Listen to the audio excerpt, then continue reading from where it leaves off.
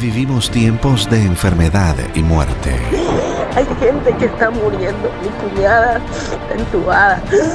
Entonces no es chiste. Advertimos angustia, temor e incertidumbre. Y de no revelar la verdad sobre lo ocurrido. Al mismo tiempo exige. Mas Dios, por sobre toda obscuridad y temor, hoy nos permite recibir vislumbres de esperanza.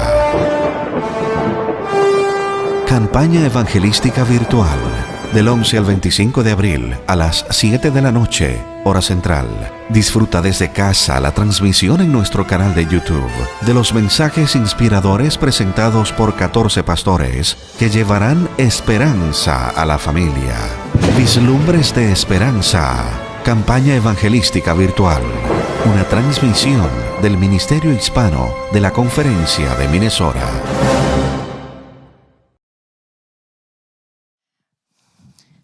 Muy buenas noches tengan todos los hermanos y amigos que nos han acompañado fielmente durante estas 2 extraordinarias semanas de evangelismo en línea.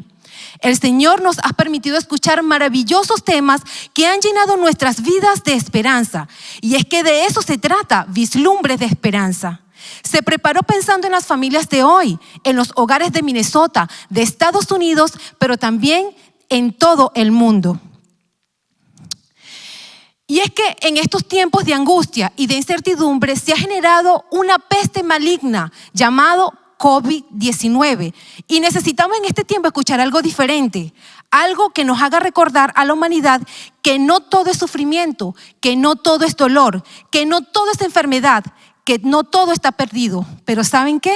Hay una salida, hay una esperanza y esa salida es nuestro Señor Jesucristo. Hoy escucharemos el mensaje de esperanza de parte de los labios de nuestro querido pastor Alberto Vergara.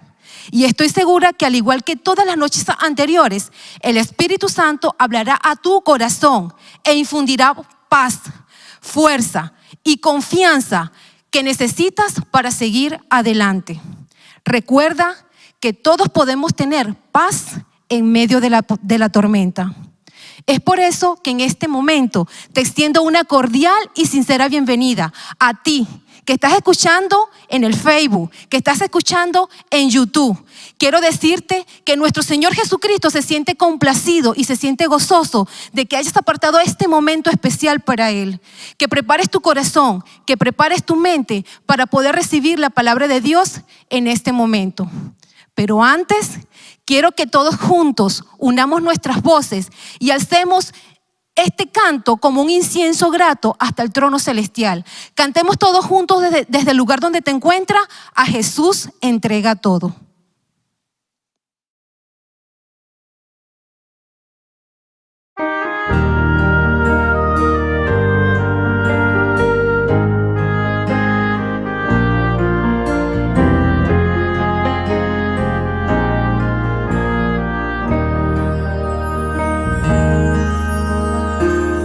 Has corrido tras un arco iris y ahora muy cansado estás. Toma todos esos sueños rotos y a los pies de Cristo ponlos ya.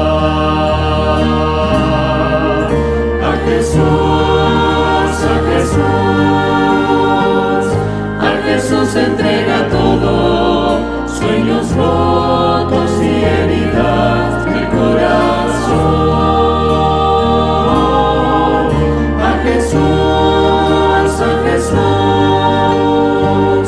A Jesús entrega todo y la tristeza en gozo cambiará.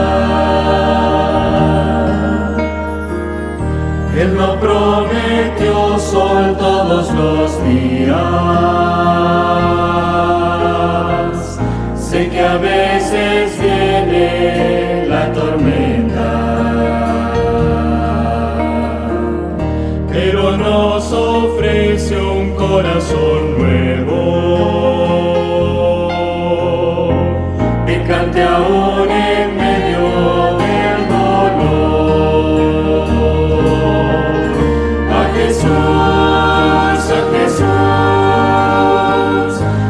Jesús entrega todo, sueños rotos y heridas del corazón.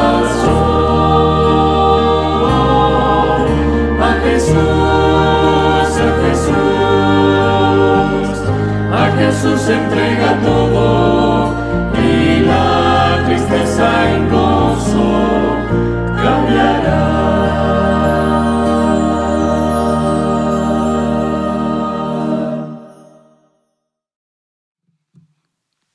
Muy buenas noches.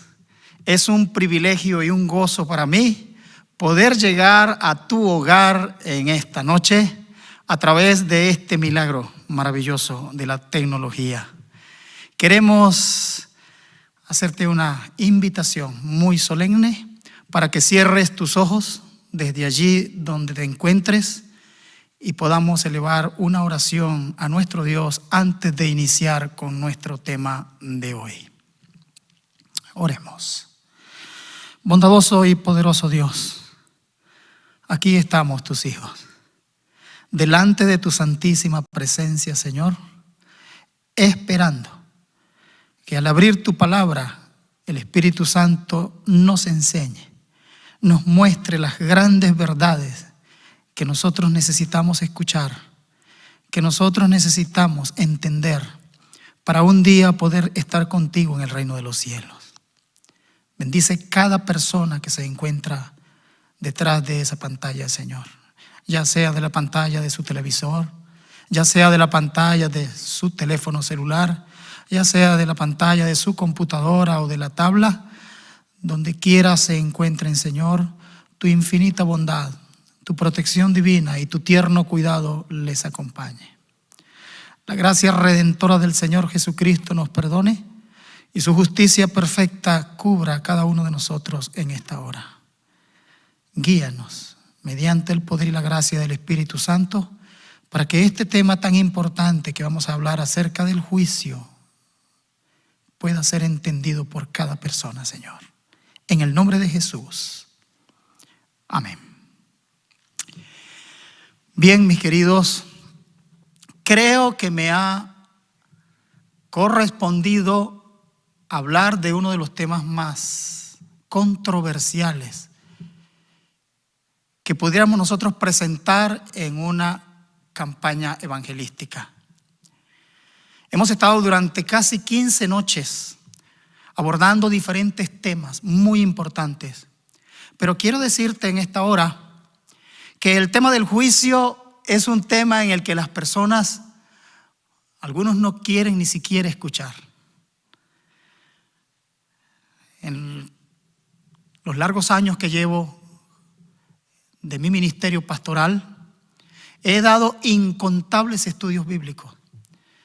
Y cada vez que llego al tema del juicio en la fe de Jesús, las personas se tornan temerosas, se tornan tímidas. Incluso algunos me han dicho, ¿y no podemos estudiar otro tema?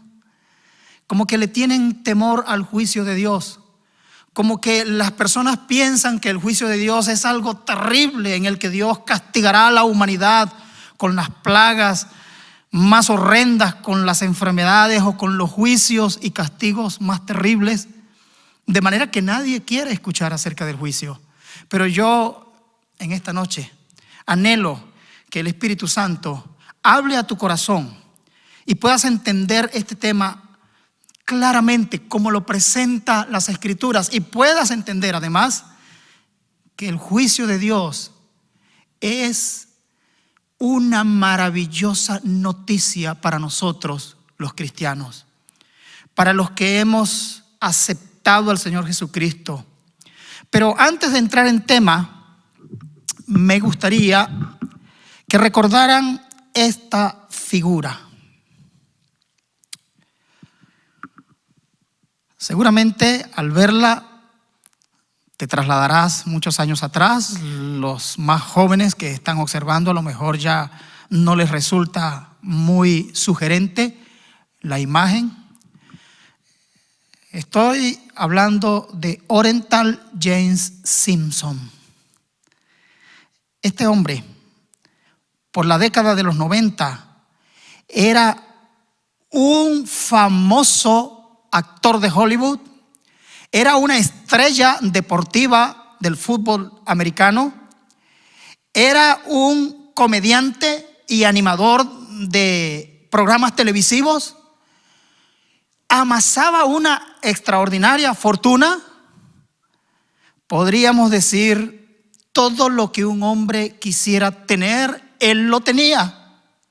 Una hermosa esposa, 2 preciosos hijos y toda esa fama como estrella del deporte y como estrella del séptimo arte. James Simpson asombraría al mundo. Los que conocemos su historia sabemos que aquel idílico hogar que aparentaba tener Simpson era un hogar con serios problemas conyugales. El abuso conyugal y la violencia doméstica parece que eran un factor determinante en el hogar de Simpson. La historia termina brutalmente cuando apareció muerta su esposa, su amigo, su esposa Nicole Brown, y un amigo de ella llamado de apellido Goldman. Ellos aparecieron muertos, brutalmente apuñalados. Queridos,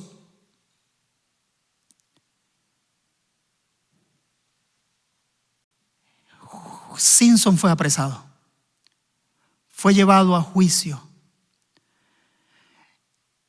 Este incidente acaparó la atención del mundo entero. Se cree que de 95 a 100 millones de personas estaban siguiendo los acontecimientos de este juicio. Él había sido acusado. Él se había convertido en el principal sospechoso de aquellas 2 trágicas muertes. Sin embargo, para el asombro del mundo, el juez,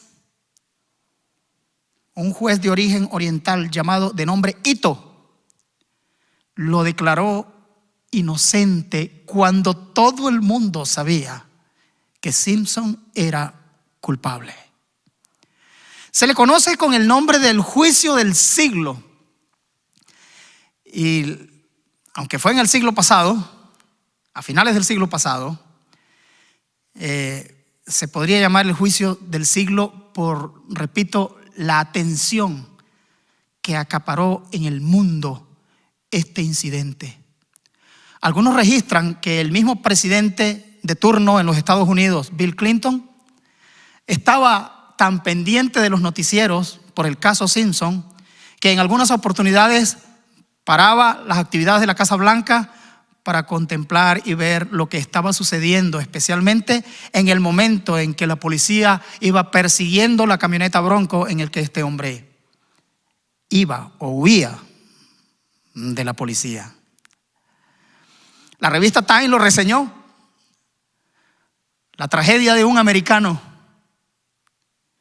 Saben, hay tantas cosas allí en ese juicio. Fue tanto el sufrimiento de la familia. Fue tan bárbara quizás la injusticia. Todavía no entendemos cómo en un país donde aparentemente se cumple la justicia y la ley, como los Estados Unidos, este hombre fue declarado inocente. Todas las pruebas apuntaban a que el autor material de este crimen era Simpson. Sin embargo, mis hermanos, este hombre quedó libre. 3 años más tarde, un tribunal civil lo declararía culpable por una última prueba.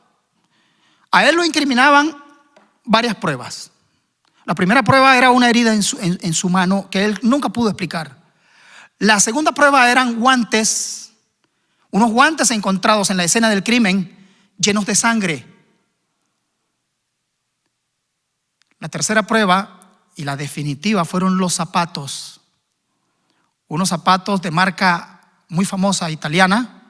La huella del zapato encontrada en el lugar concordaba perfectamente con los zapatos que Simpson usaba. El mismo número, la misma marca de calzado, todo apuntaba a que Simpson era culpable. Sin embargo, cualquiera podría decir, Simpson evadió o compró la justicia norteamericana. Así cantidades de personas hay en el mundo purgando en una cárcel años de condena por crímenes que ellos no han cometido.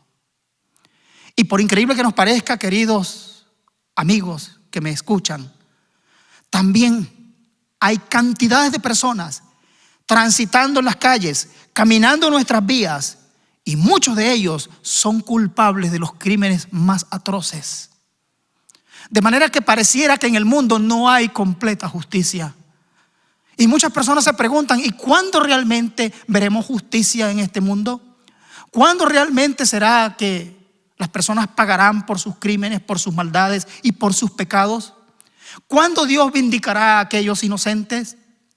Bueno, es lo que justamente quiero en esta noche que quede claro sobre esta situación del juicio de Dios, porque la Escritura dice en forma clara y precisa, libro de los Hechos, capítulo 17, versículo 31, la Sagrada Escritura en el libro de los Hechos dice que Dios ha establecido un día en el cual juzgará al mundo.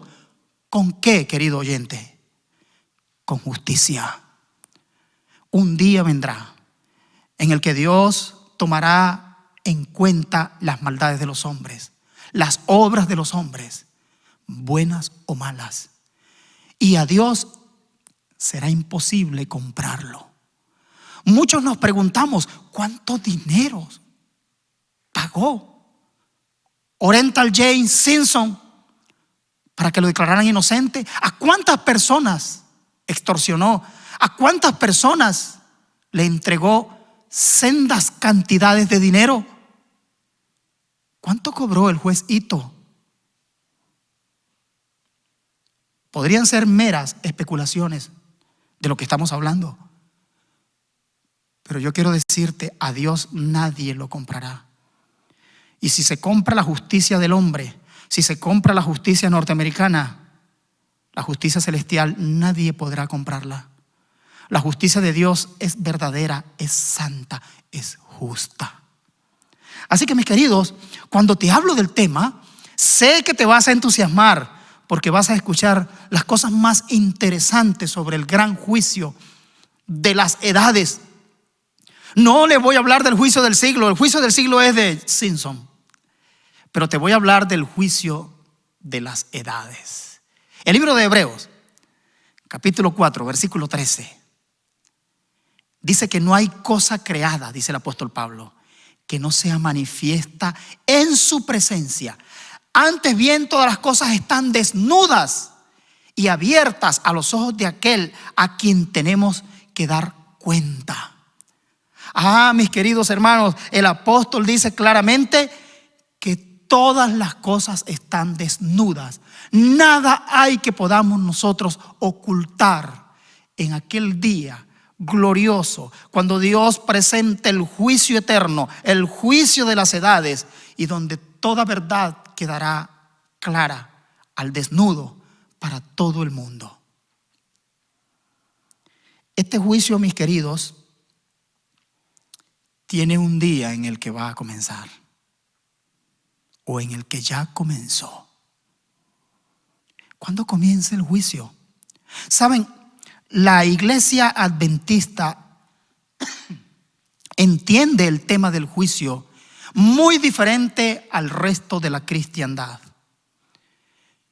Y es que la iglesia adventista, su enseñanza, su doctrina y todo lo que nosotros predicamos, estoy seguro, querido oyente, lo extraemos de las Sagradas Escrituras. Es la Biblia y solo la Biblia nuestra única regla de fe y práctica. De manera, queridos oyentes, que cuando les hablo del tema del juicio, espero hablarles solo lo que la Biblia enseña, no lo que enseña el mundo cristiano en general. Para los cristianos, llámense católicos o protestantes, para la gran mayoría de los cristianos, el juicio es cuando la persona muere. Ellos piensan así: si la persona se muere y era buena, entonces en el juicio va para el cielo. Si la persona se muere y era mala, entonces en el día del juicio lo condenarán y va al infierno. Si la persona se muere y era más o menos buena o más o menos mala, es decir, no era muy buena pero tampoco era muy mala, entonces va al purgatorio, dicen algunos, donde tendrá que purgar los pecados, y entonces finalmente del purgatorio lo mandarán al cielo. Y hay incluso algunos que dicen que los niños que mueren sin conocimiento del bien y del mal, sin uso de razón, algunos dicen que esos niños van al limbo. Bueno, son tantas las invenciones totalmente fuera de la Biblia que se habla acerca del juicio. Queridos, ¿qué realmente enseña la Escritura sobre el juicio? Y cuando les digo que la iglesia adventista enseña diametralmente opuesto a lo que enseñan los demás cristianos, no es que los adventistas enseñamos esto, no. Y yo no creo que ustedes crean lo que yo les digo. No quiero que crean lo que yo les digo. Pero sí, por favor, yo necesito que ustedes crean lo que dice la Biblia. Y cuando hablo del juicio, entonces vamos a ver qué expresa la Sagrada Escritura al respecto. Vamos a comenzar leyendo el libro de Apocalipsis, capítulo 14, versículos 6 y 7. Apocalipsis 14, 6 y 7 dice: vi volar por en medio del cielo otro ángel, dice allí el apóstol Juan, otro ángel que tenía el evangelio eterno para predicarlo a los moradores de la tierra, a toda nación, tribu, lengua y pueblo. Este ángel, dice, tiene el evangelio eterno. Y este evangelio es para predicárselo a la humanidad. Pero este evangelio comporta un tremendo mensaje. El evangelio eterno del Señor Jesucristo expresa lo siguiente. El ángel dice a gran voz: temed a Dios y dadle gloria, porque la hora de su juicio ha llegado. La hora del juicio ha llegado, dice.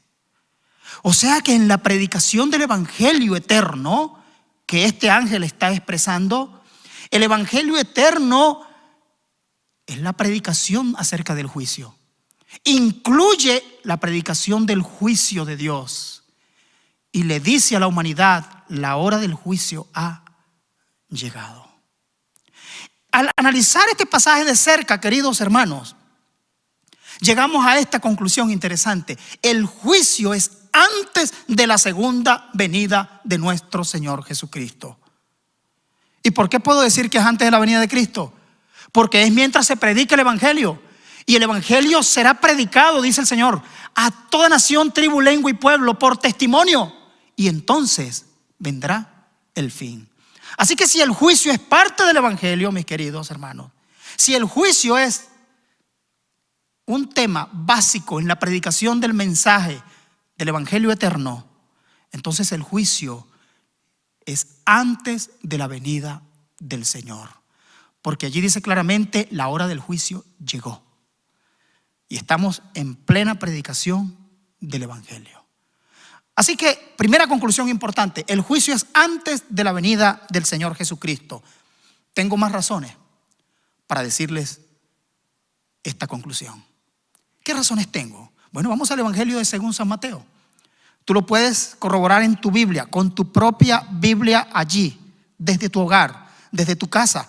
Pero si quieres confiar en mi lámina de PowerPoint, allí está bien clarito. Mateo capítulo 16, versículo 27. Porque el Hijo del Hombre vendrá en la gloria de su Padre con sus ángeles, dice la Escritura, y entonces pagará a cada uno conforme a sus obras. El Hijo del Hombre vendrá en la gloria de su Padre. Y cuando Él venga, hermano, Él no viene a hacer juicio. Necesito que entiendas eso. Necesito que lo leas allí en la pantalla. En la pantalla está claramente colocado. Cuando el Cristo venga, no viene a juzgar a la humanidad. Cuando Cristo venga, Él viene justamente a darle a cada quien lo que le toca, su justo pago. Significa que la humanidad ya ha sido juzgada. Significa que ya el Señor trae consigo el pago para cada quien, lo que cada uno merece. Y si el Señor viene con el pago, es porque ya Él ha determinado quiénes se salvan y quiénes se pierden. Es porque ya el Señor ha hecho un juicio en el cual ha determinado quiénes irán al cielo y quiénes se perderán por la eternidad. Si todavía no te convences de lo que te estoy diciendo, leamos lo que dice el Evangelio de Juan, capítulo 5, versículo 27. Juan en el capítulo 5 y el versículo 27 expresa con toda claridad. Y también le dio autoridad de hacer juicio. Está hablando del Padre que le da la autoridad al Hijo. Y le dio la autoridad de que el Hijo haga el juicio, dice, por cuanto es el Hijo del Hombre. Pero más aún, no os maravilléis de esto, porque vendrá hora, dice el Señor, cuando todos los que están en los sepulcros oirán su voz. Escuchen eso, hermano. No nos maravillemos, porque llegará un día en que los que están muertos van a resucitar. Los que están en los sepulcros, dice allí la Escritura, oirán la voz del Señor. ¿Y sabe qué? Dice claramente que resucitan para ser juzgados. No, hermano. No, querido oyente. No, querido amigo que me estás escuchando. Las personas resucitan y dice allí, los que hicieron lo bueno saldrán a resurrección de vida y los que hicieron lo malo a resurrección ¿de qué? De condenación. Significa que ya los muertos han sido juzgados. Y ya cuando ellos resucitan, ya Dios ha determinado quién para vida eterna y quién para muerte eterna. Quién para vivir con Cristo en las mansiones celestiales y quién para ser condenado eternamente. Apocalipsis capítulo 22, versículo 12. Otra declaración sucinta que da la idea de que el juicio es un acontecimiento, un proceso que comienza antes de la venida del Señor. He aquí yo vengo pronto, expresa. He aquí yo vengo pronto y mi galardón conmigo para recompensar a cada uno según sea su obra. Cuando el Señor venga, hermanos, viene ya con su galardón. Viene ya para recompensar a cada quien. Significa que la humanidad ya ha sido colocada, unos a la derecha, como dice la Biblia, y otros a la izquierda. Significa que ya se ha determinado quién se salva y quién se pierde. Significa que ya se ha realizado un juicio en el cielo. Ahora, cualquiera de ustedes puede preguntar, bueno, pastor, entonces, si el juicio ya se realizó o el juicio ya comenzó, y cuando yo digo el juicio comenzó, corrijo la palabra que acabo de mencionar. El juicio no se ha realizado. El juicio no es un acontecimiento, hermano, como algunas personas también piensan, que es un momento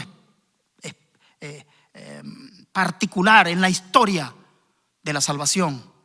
El juicio es un proceso. Es un proceso que comienza aquí en la tierra. Y finalmente el juicio terminará en el cielo. Aún en el cielo nosotros juzgaremos. No tengo tiempo porque el espacio que tenemos para dar este mensaje es corto para el tema de hoy. Pero yo quiero decirte, el juicio es un proceso y ese proceso tiene una base.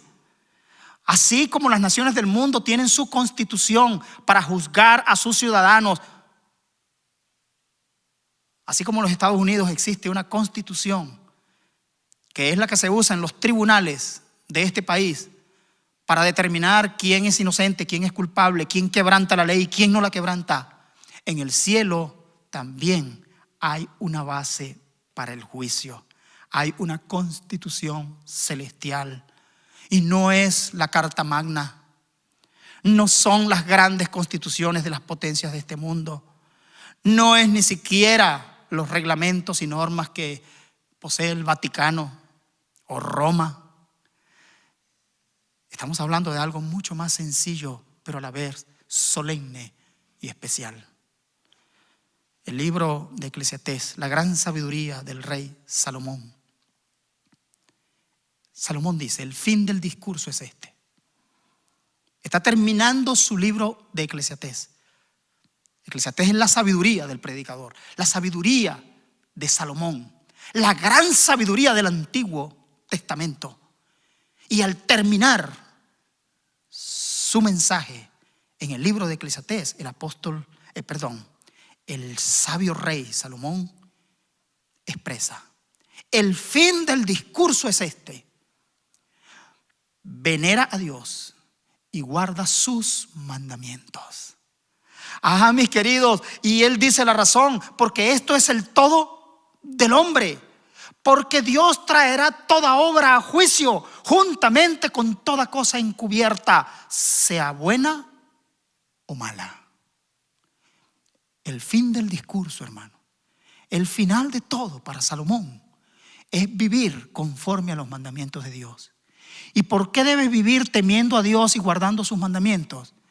Porque esa es la base del juicio en el cielo.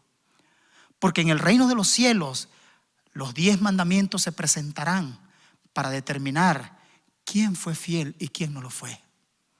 No estoy diciendo que los 10 mandamientos son norma de salvación. No estoy diciendo que la persona, si guarda los mandamientos, se va a salvar. No quiero decir eso, mi querido.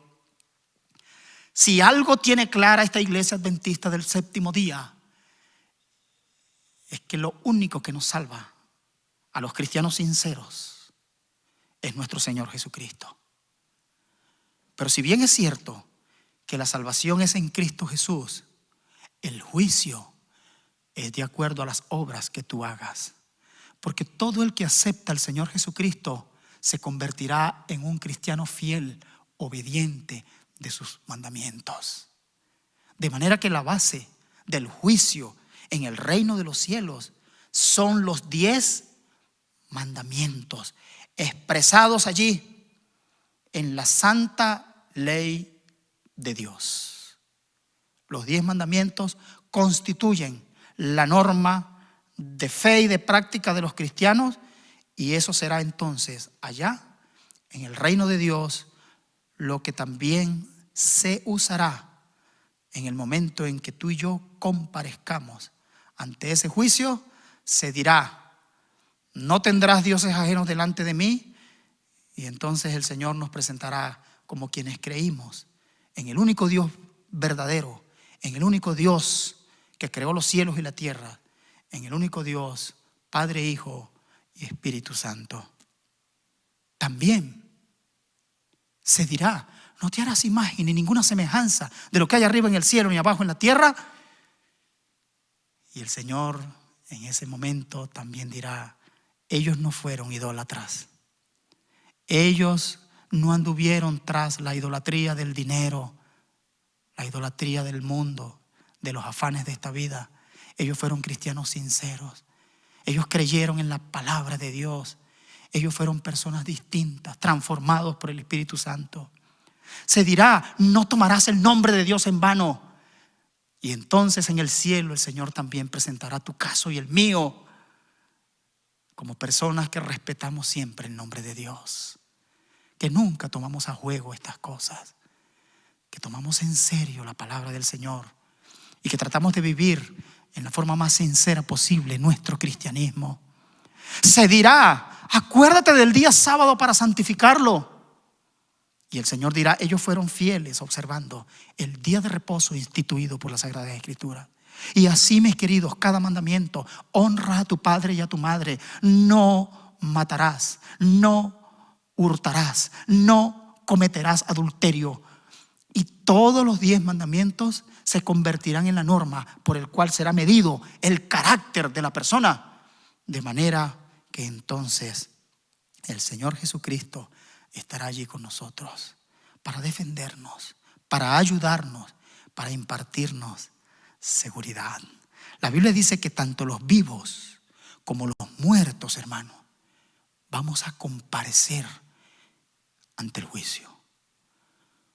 Ustedes estarán todavía extrañados con el hecho de que el juicio es antes de la venida del Señor. Pero más extrañados aún, bueno, ¿y cómo la gente que está muerta, si están muertos, no pueden estar en el juicio? El Señor no ha venido. Y los que están vivos, los que estamos aquí, ustedes que me están escuchando, tú que estás detrás de esa pantalla, puedes estar pensando, ¿y cómo puedo ir yo a juicio? Yo estoy vivo. Pero la Biblia dice que tanto los vivos como los muertos vamos a comparecer. Mira esta declaración. Mira esta declaración del apóstol Pablo. Segunda carta de los Corintios, capítulo 5, versículo 10. Es necesario, dice el apóstol, es necesario que todos nosotros comparezcamos ante el tribunal de Cristo, para que cada uno reciba según lo que haya hecho mientras estuvo en el cuerpo, hermano, sea bueno o sea malo. ¿Cuántos vamos a comparecer según el apóstol Pablo? ¿Solo el pueblo de Israel? ¿Solo los judíos del tiempo de Jesús?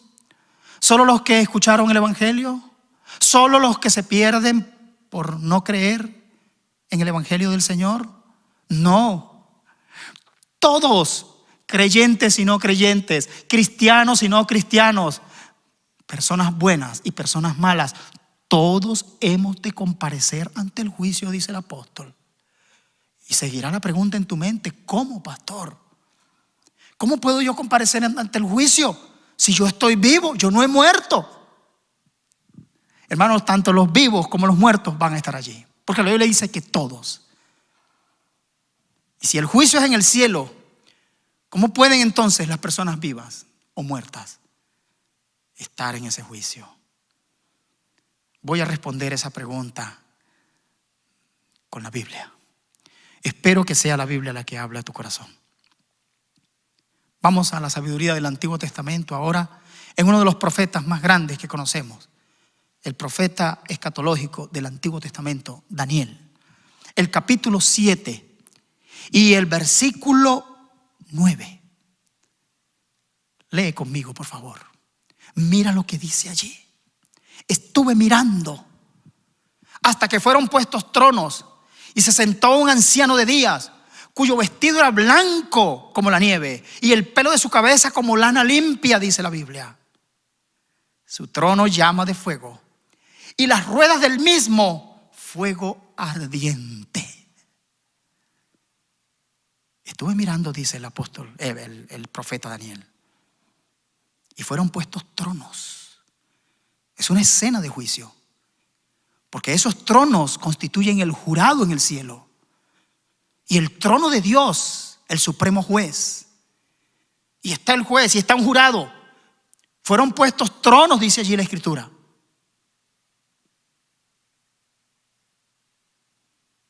Y el juez era un anciano de días, de vestiduras blancas. Y su cabello era blanco como la nieve también. Y el pelo de su cabeza como lana limpia. El trono es una llama de fuego, dice. Y las ruedas del trono, donde está sentado el anciano de días, es un fuego ardiente. Un río de fuego procedía y salía de delante de él. Estoy en el versículo 10 ahora. Millares de millares le servían. Y cuando habla de millares, queridos, noten, es la misma expresión que se usa para los millares y millares de ángeles que asisten a Dios en el cielo. Los millares y millares de ángeles que vendrán con Cristo en su segunda venida aquí a la tierra. Millares, millones de millones asistían delante de él. El juez, dice allí, se sentó. ¿Estamos o no estamos en una escena de juicio, mis queridos? El Antiguo Testamento ya había vaticinado el momento particular de la escena de juicio en el que Dios se sentará para juzgar a la humanidad. Y entonces dice allí, el juez se sentó y los libros Qué interesante, miren lo que surge ahora de todo esto. Los libros fueron abiertos. Hay libros en el juicio. Y ustedes dirán, ¿y para qué Dios necesita libros? Dios lo sabe todo, Pastor Vergara. Dios lo conoce todo. Entonces, ¿para qué Dios necesita libros? Yo quiero decirte algo, aunque Dios lo conoce todo y Dios lo sabe todo, de eso no tengo la menor duda. Dios es omnisapiente. Dios lo sabe todo, pero los ángeles, los seres de otros mundos, los otros hijos de Dios creados en otros mundos, ellos no son omnisapientes. Ellos no lo saben todo. Ellos ignoran muchas cosas, aunque ustedes no lo crean. Tanto es así que Jesús dijo, el día y la hora nadie lo sabe. Ni aún los ángeles conocen el día y la hora de mi venida. Solo mi Padre que está en los cielos. Hay muchas cosas que los ángeles desconocen, mis queridos. Así que los registros en el cielo, los libros en el cielo, tienen solo una intención. Pero déjenme seguir leyendo. Déjenme seguir leyendo lo que se refiere a la Biblia. ¿Por qué los libros? ¿Por qué los registros celestiales? Oh Jehová, dice allí el Salmo 139. Oh Jehová, tú me has examinado y conocido, y todos mis caminos te son conocidos. Dios lo sabe todo, hermano. Dios nos examina hasta lo más profundo del corazón de nosotros. Dios lo conoce, Dios lo sabe. Pero dice que aunque Dios me examina y me conoce, sin embargo en tu libro estaban escritas todas aquellas cosas que fueron luego formadas sin faltar una de ellas. Queridos hermanos, ahí están los libros celestiales. Ahí están los registros. No falta una sola cosa en tu vida que no ha sido reseñada en el cielo. Hay libros en el cielo. Y esos libros llevan el registro de cada persona, hombre, mujer, niño, joven, adulto. Todos tenemos un registro en el cielo. Y todo está registrado con asombrosa exactitud. Malaquías capítulo 3 versículo 16.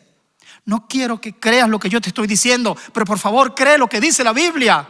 Necesito que creas lo que dice la Biblia. Entonces los que temían a Jehová hablaron cada uno a sus compañeros, y Jehová escuchó y oyó, dice hermano. Dios escuchó y Dios oyó también. Y fue escrito en los libros. Dios lo sabe todo, hermano. Sin duda. De eso no te queda la menor duda. Dios conoce hasta los cabellos que tú tienes en tu cabeza. Lo que tú no sabes, Dios lo sabe. Tú no sabes cuántos cabellos tienes en tu cabeza, y Dios lo sabe. Sin embargo, fue escrito en los libros de memoria. Todo está reseñado en los cielos, hermano. Y dice que eso es delante de Él, para los que temen a Jehová y para los que piensan en su nombre. Fue escrito libros de memoria. El Salmo 56, versículo 8, reafirma esta verdad de la cual te estoy hablando. Mis huidas tú has contado, dice el salmista. Pon mis lágrimas en tu redoma. ¿No están ellas en tu libro? Hermano, cada vez que tú lloras, eso está reseñado allá. Cada vez que tú sufres, cada vez que tú pasas por una dificultad muy fuerte, muy grande, cada vez que hay una contrariedad en tu vida, un problema que tú no entiendes, y vienen las lágrimas, eso está allí reseñado, mis queridos. Eso está claramente expuesto. Pon mis lágrimas en tu redoma. ¿No están ellas en tu libro? El Salmo 69, versículo 28, dice: sean raídos del libro de los vivientes. Ese libro de los vivientes no es un eco resonante del libro de Apocalipsis, donde habla del libro de la vida. Libro de la vida y libro de los vivientes no son sinónimos. No es en el libro de los Salmos. Y más adelante después en el libro de Apocalipsis encontramos el maravilloso libro de la vida, en el que están escritos el nombre de los que hemos de heredar el reino de Dios, queridos oyentes. Allí dice: en el libro de los vivientes, sean raídos del libro de los vivientes y no sean escritos entre los justos. Hermanos, las personas justas están escritos sus nombres en el libro de los vivientes, en el libro de la vida. Apocalipsis 21:27. No entrará en la ciudad que Dios está preparando para nosotros, los salvados. No entrará en esa ciudad ninguna cosa inmunda o que hace abominación y mentira.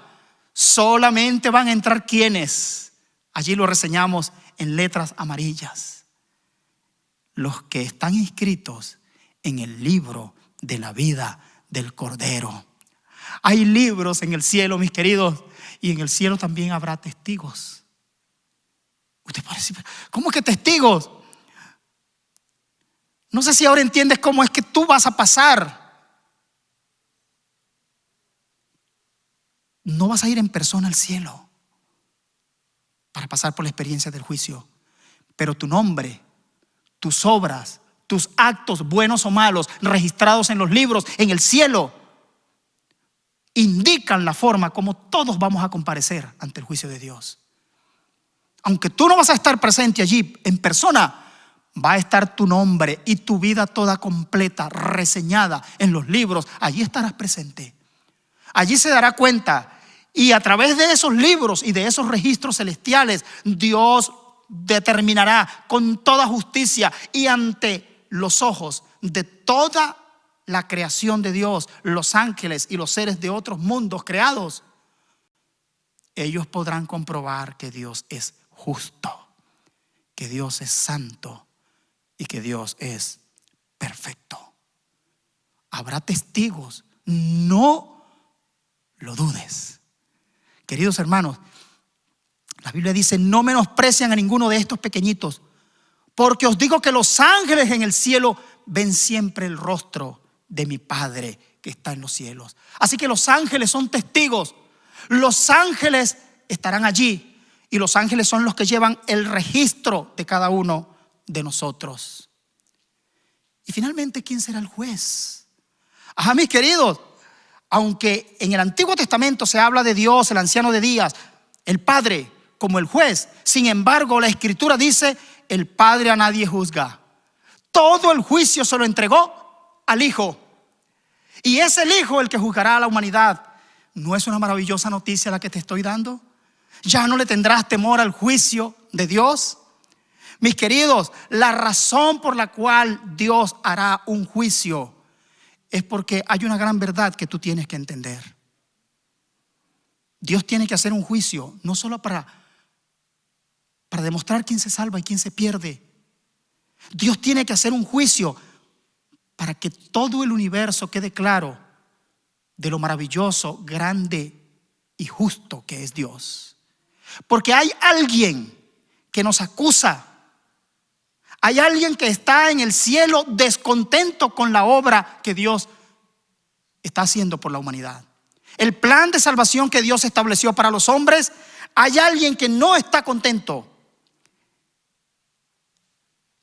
El libro de Apocalipsis dice que hay un ser llamado Satanás, el ángel del mal. La Biblia lo llama el diablo, Satanás.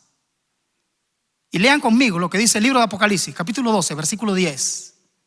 Oí una voz del cielo que decía: ahora ha llegado la salvación, el poder y el reinado de nuestro Dios y la autoridad de su Cristo, porque ha sido arrojado el acusador de nuestros hermanos. Porque Él los acusa, dice la Biblia. Lean el texto conmigo. El diablo nos acusa día y noche delante de Dios. Y como el diablo nos acusa y hay un gran interrogante en el cielo, queridos oyentes, entonces Dios debe hacer un juicio claro, un juicio maravilloso, con el que vindicará su carácter ante el universo y en el que se demostrará realmente quién tiene la razón, si Dios o Satanás. Queridos, Lucifer acusó a Dios de ser parcial. Lucifer no tiene oportunidad de salvación. El diablo y sus ángeles, los demonios, no pueden ir al cielo. Ellos no tienen la oportunidad que tienes tú y que tengo yo. Y el diablo no está contento. De manera que él de alguna manera quiere acusarnos, quiere colocar a Dios como injusto por llevarnos a nosotros, los pecadores, al cielo. Pero yo quiero decirte que precisamente por eso Dios lleva un registro exacto, fiel, de cada uno de nosotros, porque los registros celestiales revelan la justicia de Dios. Según pienso, miren esta declaración del apóstol Pablo. Esto es muy importante. Según pienso, Dios nos ha exhibido a nosotros. Wow. Esa palabra en griego es teatrón. Es como si el apóstol Pablo estuviera diciendo: yo pienso, dice el apóstol, que Dios nos está colocando como una película. Dios nos está exhibiendo a nosotros los apóstoles como a postreros, como a sentenciados a muerte, pues hemos llegado a hacer espectáculo al mundo, a los ángeles y a los hombres. ¿Qué somos nosotros? Una película, un teatro, un espectáculo. A los hombres, queridos oyentes, a los ángeles del cielo que están pendientes de lo que tú y yo hacemos. ¿Se dan cuenta por qué el juicio? ¿Se dan cuenta por qué Dios es maravilloso? Y no hay cosa creada, dice aquí, que no sea manifiesta en la presencia de nuestro Dios. Antes bien, todas las cosas están desnudas y abiertas a los ojos de aquel a quien tenemos nosotros que rendir cuenta. Queridos hermanos, cuando el Señor venga, viene para encontrar dos clases de personas. Dos clases de personas solamente. Unos que recibiremos de Dios la sentencia: venid benditos de mi Padre y hereden el reino preparado para ustedes. Y otros que recibirán la sentencia: apártense de mí, malditos, al fuego eterno preparado para el diablo y sus ángeles. Alguien pudiera hacer una pregunta. Esta pregunta es muy importante y ya estoy terminando mi tema. ¿Y cómo puedo yo pasar victorioso el juicio? Alguien podrá: pastor, ¿y cómo sé yo entonces si mi nombre está pasando en este momento en el cielo? Si Dios está juzgando tanto a los vivos como a los muertos, y si en este momento mi nombre está pasando, ¿cómo sé yo que voy a pasar ileso, que voy a resultar victorioso, que me van a declarar inocente en el juicio? Yo quiero decirles, la Biblia dice que tú y yo somos pecadores. Somos como un trapo de inmundicia, dice el libro de Isaías. Y toda nuestra justicia es una suciedad. El apóstol Pablo dice en Romanos 3:10: no hay justo ni aún uno. No hay ni siquiera un justo en esta tierra. ¿Cómo puedo yo entonces recibir la sentencia de perdonado? ¿Cómo puedo yo estar seguro que en el momento en que mi nombre esté allí, el Señor pueda perdonarme y pueda declararme entre los justos? Queridos, la mejor noticia de todo el tema que te he expuesto en esta noche, la mejor noticia que te tengo es esta: tienes un abogado a tu disposición. ¿Cuál es ese abogado? ¿Cómo puedo comprarlo? ¿Cómo puedo contratarlo? ¿Cómo puedo hablar con él? La Biblia dice que nuestro abogado en el cielo es nuestro Señor Jesucristo, querido oyente. Primera de Juan capítulo 2 versículo 1: abogado tienes para con el Padre a Jesucristo, el único justo. ¿Y sabes qué? Más aún,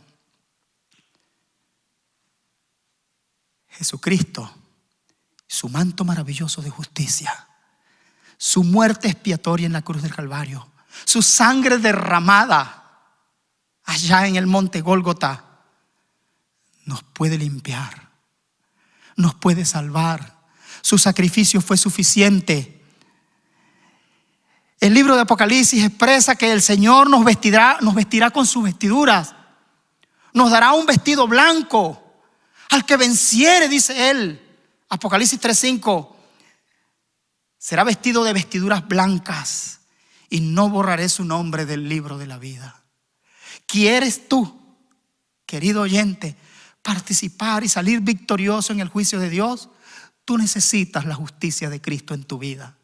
Tú necesitas aceptarlo como tu Salvador personal.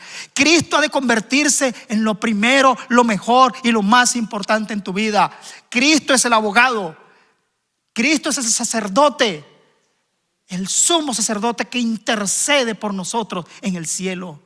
Cristo está allí, y cuando tu nombre sea presentado en el cielo, Él levantará su mano para decir: Pedro, María, Juan, Alberson, todas esas personas creyeron en mí. El Señor levantará sus manos, mostrará sus heridas por las cuales Él fue traspasado en la cruz del Calvario. Mostrará sus heridas en las manos, mostrará sus heridas en los pies, mostrará su costado traspasado, mostrará su sangre derramada en esa cruz. Y Él dirá: ellos creyeron en mí. John, Diana, Guillermo, todos ellos creyeron en mí, me aceptaron, y yo los quiero salvar. Yo quiero que vengan conmigo. El Señor se constituye en nuestro abogado en el reino de Dios, en los cielos. De cierto os digo, dice el Evangelio según San Juan, el que oye mi palabra y cree al que me envió, tiene vida eterna. Querido oyente, si tú aceptas al Señor hoy, en este momento, detrás de esa pantalla, si tú decides definitivamente tu vida por el Señor Jesucristo, yo con toda seguridad te puedo decir lo que dice la Biblia: tienes vida eterna. Dios nos acompañe, amables oyentes. La Biblia dice que tú no vendrás a condenación, que tú saldrás ileso en ese juicio. Has pasado de muerte a vida. ¿Te das cuenta que el juicio no es un tema para sentir temor, ni espanto, ni miedo? ¿Te das cuenta que el juicio es la noticia más maravillosa que podemos nosotros tener en estos días, en este año 2020? Querido, hoy es el día maravilloso. Hoy es la oportunidad gloriosa que tenemos de aferrarnos del Señor Jesucristo, de echar mano de Él, de que Él se constituya en nuestro abogado. Y mientras la mujer más linda del mundo, Glenny Pastora Corrales, viene a cantar, a recordarnos que el Señor viene para llevarnos con Él por la eternidad, yo quiero que al meditar en ese canto, entonces tú puedas aferrarte de la mano del Señor, esperar al Señor con toda paz y seguridad, y puedas sentir la dulce seguridad del perdón en medio del juicio.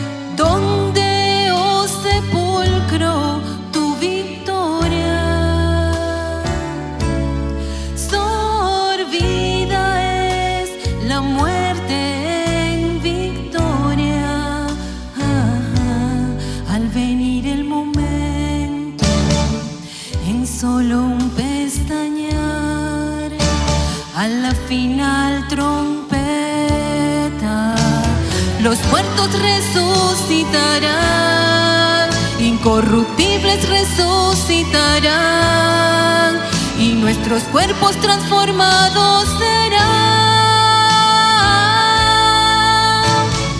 Vuelve, oh, vuelve.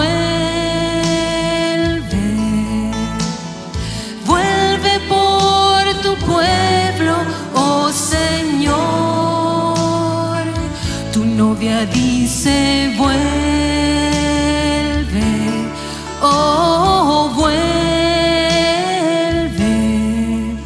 El espíritu y la novia dicen ven.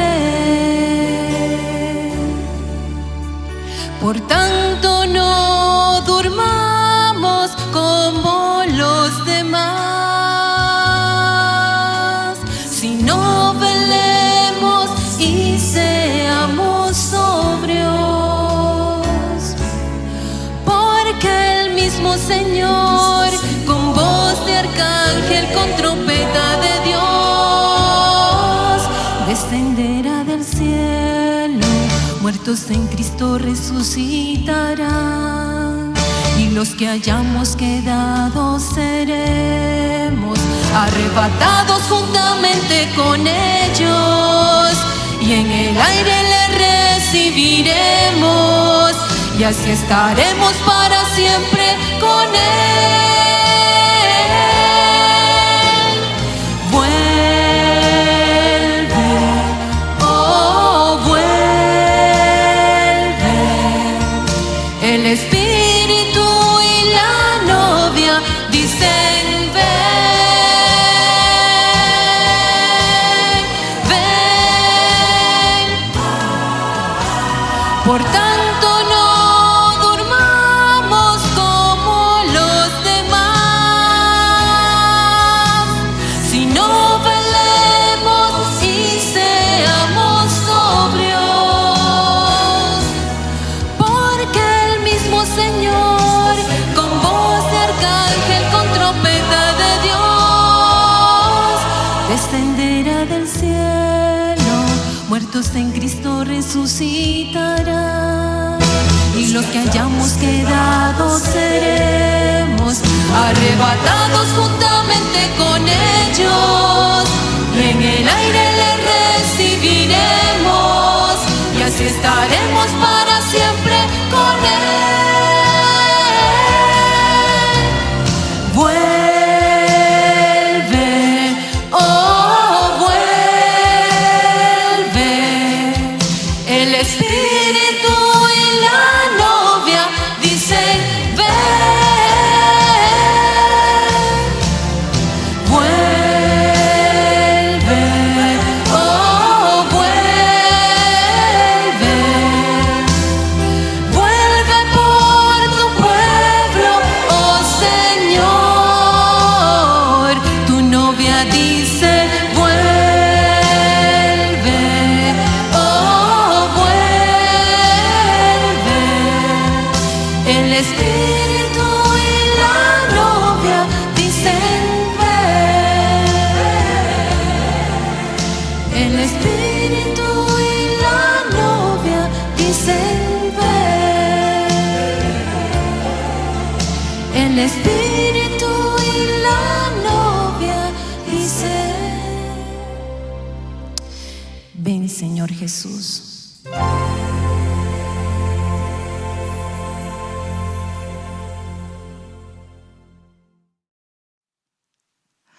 Amables oyentes, hemos finalizado nuestro tema de esta noche. Pero yo no puedo irme sin antes hacerte un llamado muy especial. Yo anhelo verte en el reino de Dios. Yo anhelo que tú estés allí conmigo. Yo anhelo que ojalá todos podamos aquel día glorioso, cuando el Señor aparezca, estar presentes. Pero eso depende de ti, de las decisiones que tomes hoy, ahora, en este momento. Querido oyente, acepta al Señor. Tú necesitas definitivamente un abogado que te represente en el cielo. Necesitas que Jesús defienda tu caso. Necesitas que Jesús demuestre que tú le has aceptado, que tú has recibido los méritos que Él alcanzó en la cruz del Calvario, y tú has sido transformado por su gracia, y tú quieres ir a morar con Él en el cielo. Te invito en esta noche. No sé dónde te encuentras, no sé dónde tú estás en este momento, no sé en qué situación te encuentras, si eres ya un miembro bautizado de la iglesia, o si no has tomado tu decisión del bautismo, si solamente te has conformado con ser un mero oyente que llegas a la iglesia los sábados, que vas a alguna congregación Yo no sé en qué condición tú estás. Yo solo quiero pedirte para que aceptes al Señor, hagas de Él tu abogado intercesor en el cielo y te conviertas en un candidato firme para un día estar con Él por la eternidad. Que Dios te bendiga y te acompañe. Por favor, inclina tu rostro allí donde te encuentras y ora conmigo. Padre que estás en los cielos, gracias. Muchas gracias, Señor, porque Cristo Jesús es mi abogado intercesor en la corte celestial. Gracias porque ahora no tengo que sentir temor del juicio, sino que ahora me lleno de esperanza, Señor, y de confianza de saber que el Señor Jesús no solamente murió por mí en la cruz, sino que ahora intercede por mí en el cielo. Gracias por tu bondad. Gracias por tu palabra santísima. Gracias por las personas que escucharon este mensaje. Señor, permite que el Espíritu Santo grabe profundamente esta enseñanza en sus corazones y que esta enseñanza los mueva a tomar una decisión que nosotros sabemos que es para vida o para muerte, Señor. Una decisión que si ellos toman la decisión correcta, Padre, ellos un día terminarán contigo en el reino de los cielos. Perdona nuestros pecados, Señor. Perdona nuestra incredulidad.